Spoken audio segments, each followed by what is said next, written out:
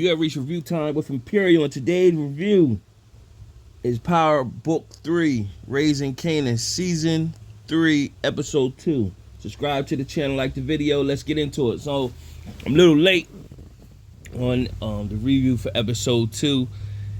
It's really a filler, but it moves the story a little bit forward, and something happens at the end.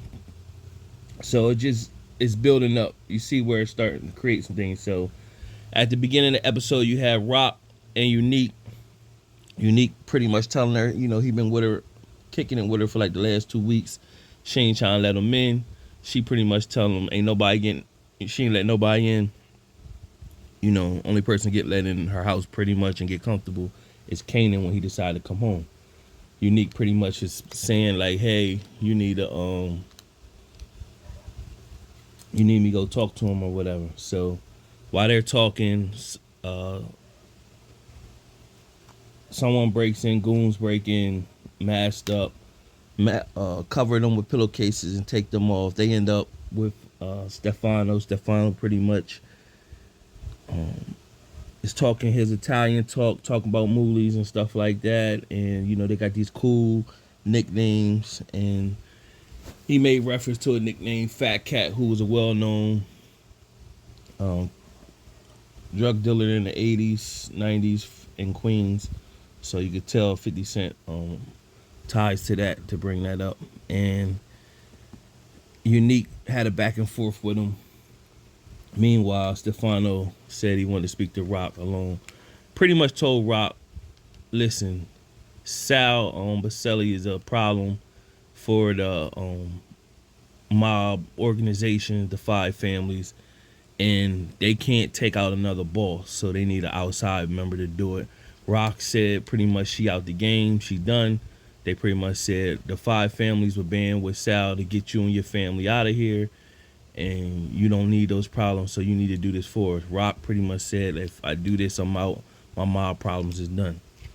So that was that. Meanwhile, you got Lulu still spiraling out of control, still building a drinking habit.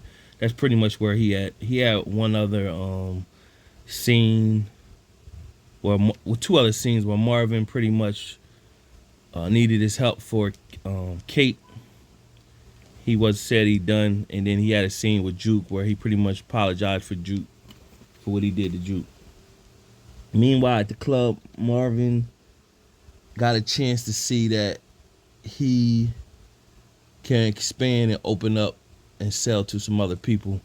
Now, these people look like feds because they was eyeing Marvin, but they said they were stereotypical for selling drugs. Marvin said he didn't at first, but then pretty much told him he did. So it could be building up for Marvin to go back to jail, because these look like they could be feds pretty much. But Marvin think about opening up a shop. So there are a couple from Baisley Projects. There's a couple keys left. Marvin pretty much asked Rock, can he do what he need to do with him? Rock just said, do what you need to do with him, keep the money, and he want to take it uptown and sell it up there. She told him, I need you to kill Sal, and you can't miss. You got to do this. So she broke it down, told him what Stefano told her. Meanwhile, you got Kanan and Famous. They looking a way to make money without Rock. And so Kanan sees this Paul, who is distributing. He's like a mail carrier. He got carriers throughout the city. They ride bikes and stuff all throughout the city. He got a little carrier business, and he pays them in cash. Kanan is not trying to be a carrier. He's trying to be straight a boss and pretty much go to Paul like, listen, me and you could be partners, but I'm gonna need your carriers to sell weed. And so Paul is pretty much thinking about it. Then you had, of course, Detective Burke was killed by Detective Howard. Her funeral, and Detective Howard pretty much said something at her funeral. Detective Burke's girlfriend tried to come up and talk to Burke's dad. Dad blew her off. Meanwhile, the FBI is joining the force, pretty much cracking down on Queens and the neighborhoods and the mob bosses and everything like that. And so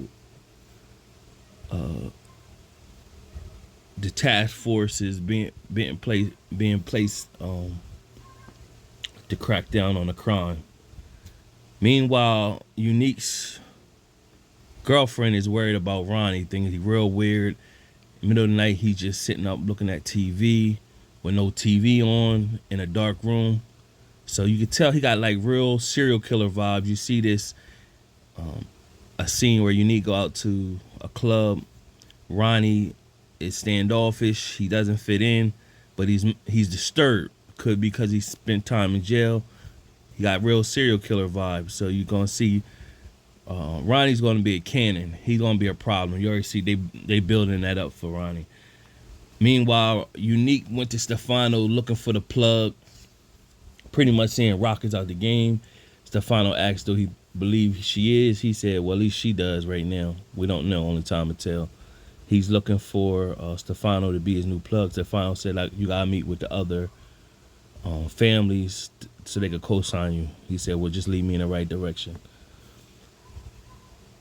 Howard sees Kanan on the stoop with with a new group of people. Of course, Howard can't approach Kanan, but that's his son, so he's going in a different direction. Rock tried to connect with Kanan again. She tried to buy him a car. Kanan drove it, and then he asked her about Scrap.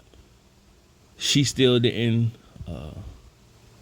admit that she had something to do with Scrap, so that turned Kanan off, and he just left the car and Bree said, it's a nice car, but I get my own. Then you had Juke came home, and first Juke signing up for the military to take the ASVAB test and everything like that. And so when she came home, she was there with her dad, Marvin, and Nicole's father. He pretty much said his contact from the record industry, pretty much they got a new girl group they want to put out there, and he thinks she'd be a good fit because that's what Nicole would have wanted. And basically telling her, don't let your singing skills go to waste. Meanwhile, Marvin was like, Juke said she's done with singing. Marvin was like, since when? So this would made Juke connect with Lulu to talk about the opportunity she got, and Lulu apologized, and Lulu pretty much said, you're going to do this and you're going to kick their tail, and pretty much said, she brought some music over, and he said, what you pretty much got on your mind. So he kind of cleaned up. He drunk a little bit before she walked through the door.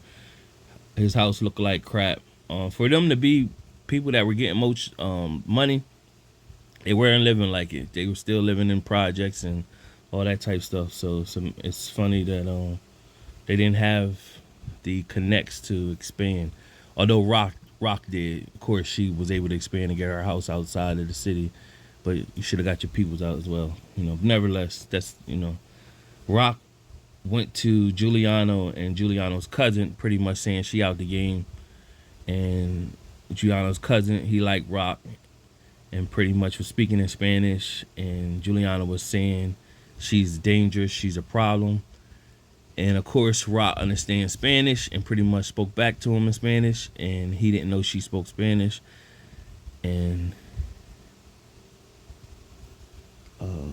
she said she out the game. Cousin said, if you want to get back in the game, just let us know. Rock said, if I come back in the game, it won't be nice. So he pretty much told Giuliana Cousins told him pretty much that you better hope she's at peace with you, basically, because she come back, she gonna want war with you, because Giuliana, she helped Giuliana out, and then Giuliana flipped on her like, I'm the real boss or whatever. So it comes down to Sal. They building up for Sal. The feds came to Sal, pretty much telling Sal, if you cooperate, we'll help you. But on the wiretaps, it's saying that the mob bosses, they want you out of here. They gonna put a hit on you. Sal pretty much like, whatever.